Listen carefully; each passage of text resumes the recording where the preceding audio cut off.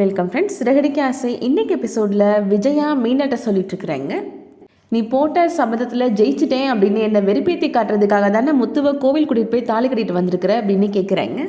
என் புருஷன் கையால் நான் தாலி கட்டணும்னு ஆசைப்பட்டேன், மற்றபடி உங்களை வெறுப்பேற்றையும் எனக்கு என்ன ஆக போகுது அப்படின்ற மாதிரி மீனா சொல்லிட்டு இருக்கிறாங்க.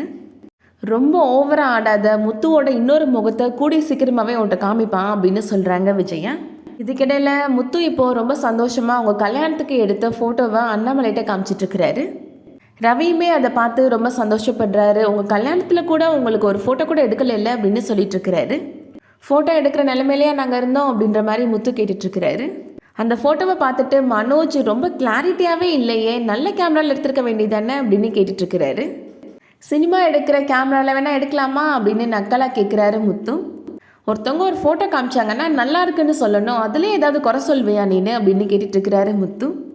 ஸ்ருதியுமே அந்த ஃபோட்டோ பார்த்துட்டு உண்மையிலே நீங்கள் ரொம்ப அழகாக இருக்கிறீங்க மீனா அப்படின்னு பாராட்டுறாங்க. விஜயாவுக்கு அதை பார்த்த உடனே ரொம்ப எரிச்சலாக இருக்குது. ஆமாம், இவன் பெரிய நாட்டோட ராணி, இவன் பெரிய ராஜா, இவங்க வரலாற்றிலே ரொம்ப முக்கியமான நாள் இது ஃபோட்டோ எடுத்து வேற கொண்டாடுங்க அப்படின்னு சொல்லிட்டுருக்குறாங்க.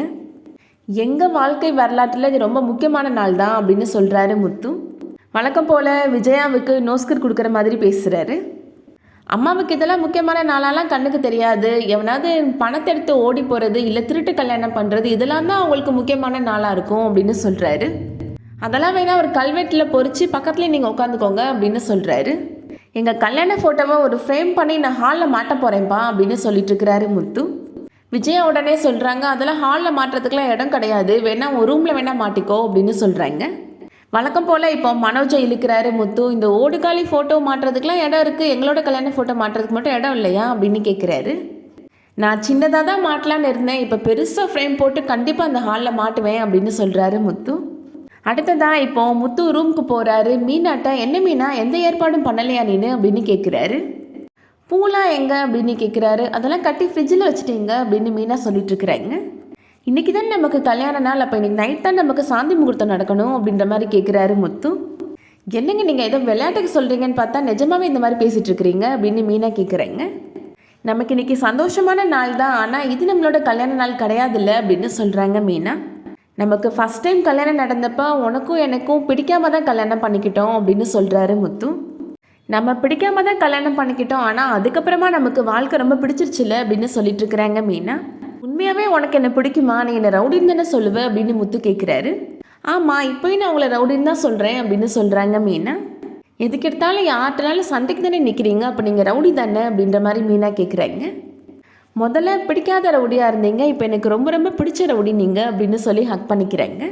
இதுக்கிடையில் ஸ்ருதியும் ரவியும் மொபைலில் வீடியோ கேம் விளாண்டுட்டுருக்குறாங்க. அதுக்கப்புறம் ரொம்ப சந்தோஷமாக பேசி சிரிச்சிட்ருக்குறாங்க.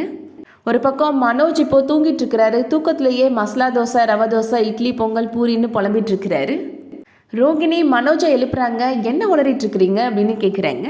தூக்கத்தில் ஏதாவது உண்மையை உளறிட்டோமோ அப்படின்ற மாதிரி யோசிக்கிறாரு மனோஜ். என்னங்க ஏதோ ஹோட்டல் வெயிட்டர் மாதிரி மசாலா தோசை, பூரி, வடைன்னு உளறிட்டு இருக்கிறீங்க அப்படின்னு கேட்குறாங்க ரோகிணி. மனோஜ் அப்போ கூட நல்லா பொய் சொல்லி சமாளிக்கிறாரு. இன்றைக்கி நான் ஈவினிங் ஒரு ஹோட்டலுக்கு டீ குடிக்க போயிருந்தேன் அப்படின்னு சொல்கிறாரு மனோஜ். அங்கே மசாலா தோசை வாசனை ரொம்ப பிரமாதமாக இருந்துச்சு, சாப்பிடணும்னு ஆசையாக இருந்துச்சு, ஆனால் உன்னை விட்டு சாப்பிட மனசு வரல அப்படின்னு சொல்கிறாரு. அப்போ அங்கே இருந்த மெனு கார்டை வேற நான் படித்தேன்னா, நான் ஒரு தடவை படித்தேன்னா என் மைண்டில் அப்படியே பதிஞ்சிரும் அப்படின்னு சொல்கிறாரு. அதான் ஏதோ தூக்கத்தில் உளறிருப்பேன் போல் அப்படின்னு போய் சொல்லி சமாளிச்சிடுறாரு. அதை கேட்ட ரோகிணி இப்போது சிரிக்க ஆரம்பிச்சிடுறாங்க. விஜயா அண்ணாமலைகிட்ட சொல்லிட்டு இருக்கிறாங்க, இந்த 3 ரூம்லேருந்து சிரிப்பு சத்தம் கேட்டுகிட்டே இருக்குதுங்க, நடுராத்திரியில் எப்படியா சிரிப்பாங்க அப்படின்னு கேட்குறாங்க. நம்ம மகன்களும் மருமகள்களும் ரொம்ப சந்தோஷமாக இருக்கிறாங்க அப்படின்னு சொல்கிறாரு அண்ணாமலை. உனக்கு கேட்க பிடிக்கலைன்னா காதில் பஞ்சை வச்சு அடைச்சிக்கோ அப்படின்னு சொல்கிறாரு. நான் வேணா காதில் சிமெண்ட்டை வச்சு அடைச்சிக்கட்டுமா அப்படின்னு கேட்குறாங்க விஜயா. இல்லை, உனக்கு ஆசையாக இருந்துச்சுன்னா சொல்லு, நம்மளும் பேசி சிரிக்கலாம் அப்படின்னு சொல்கிறாரு அண்ணாமலை. நடுராத்திரியில் காரணமே இல்லாமல் சிரிக்கிறதுக்கு எனக்கு என்ன பைத்தியமாக பிடிச்சிருக்கு அப்படின்னு விஜயா சொல்லிட்டு இருக்கிறாங்க. நீங்கள் வேணால் மொட்டை மாடியில் போய் சிரிச்சிட்டு வாங்க, எனக்கு தூக்கம் வருது அப்படின்னு சொல்லிடுறாங்க. இதுக்கிடையில் மீனா இப்போது காலையில் பூக்கடையில் நின்றுட்டுருக்குறாங்க. ரோகிணி வெளியிலேருந்து வீட்டுக்கு வராங்க. நீங்கள் எனக்கும் மனோஜுக்கும் டிஃபன் பண்ண வேணாம் அப்படின்னு சொல்கிறாங்க. ரோகிணி இப்போது மனோஜுக்காக கடையில் போயிட்டு மசாலா தோசை வாங்கிட்டு வந்திருக்கிறாங்க. அதை டைனிங் டேபிளில் வச்சுட்டு போகிறாங்க. மனோஜை போய் கூப்பிட்றதுக்காக ரூம்குள்ளே போகிறாங்க. ஆனால் அதுக்குள்ளேயே அங்கே வந்த முத்து டேபிள் மேலே மசாலா தோசை இருக்கிறத பார்த்த உடனே மீனா சமைக்காமல் வாங்கி வச்சிருக்கிறா போல் ஹோட்டல்லேருந்து அப்படின்னு நினச்சி எடுத்து சாப்பிட ஆரம்பிச்சிடுறாரு. மனோஜ் உங்களுக்கு ஒரு சர்ப்ரைஸ் இருக்குது அப்படின்னு சொல்லிட்டு கூப்பிட்டு வராங்க ரோகிணி. அங்கே பார்த்தா அந்த தோசையை முத்து சாப்பிட்டுட்டு இருக்கிறாரு. இவன் சாப்பிட்றத பார்க்குறதுக்கு தான் என்னை கூப்பிட்டு வந்தையா அப்படின்னு கேட்டுட்டு இருக்கிறாரு மனோஜ். இல்லை மனோஜ், இது நான் உங்களுக்காக வாங்கிட்டு வந்தேன் அப்படின்னு சொல்கிறாங்க ரோகிணி. உடனே மனோஜ் முத்துட்ட சண்டை போடுறாரு. ஏண்டா ரோகிணி எனக்காக வாங்கிட்டு வந்ததை நீ சாப்பிட்டுட்டு இருக்கிற அப்படின்னு கேட்குறாரு.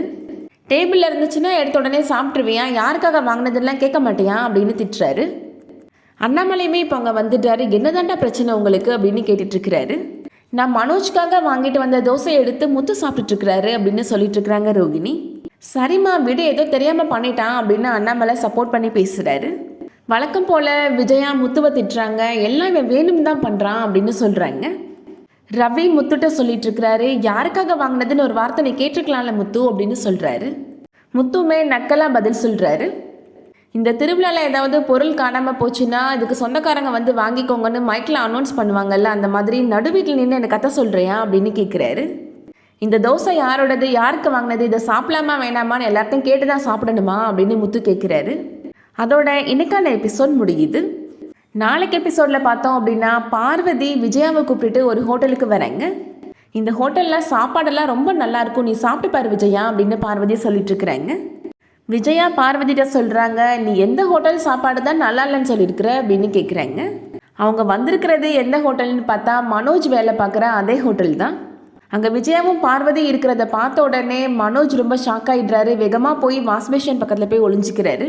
இரு விஜயா நான் வந்துடுறேன் அப்படின்னு சொல்லிட்டு பார்வதியுமே இப்போது மனோஜ் நிற்கிற இடத்துக்கே வராங்க. இந்த பக்கமே வராங்களே என்ன பண்ணுறது அப்படின்னு சொல்லிட்டு மனோஜ் பதறாரு. வேகமாக அங்கே இருக்கிற ரெஸ்ட் ரூம்குள்ளே போய் ஒளிஞ்சிக்கிறதுக்காக போகிறாரு. மனோஜ் விஜயா கண்ணில் படாமல் தப்பிப்பாரா இல்லை விஜயாட்ட மாட்டுவாரா, வெயிட் பண்ணி பார்க்கலாம். இந்த வீடியோ பிடிச்சிருந்துச்சுன்னா லைக் பண்ணிக்கோங்க. சீரியல் அப்டேட்ஸ்க்கு நம்ம சேனலை சப்ஸ்கிரைப் பண்ணிக்கோங்க.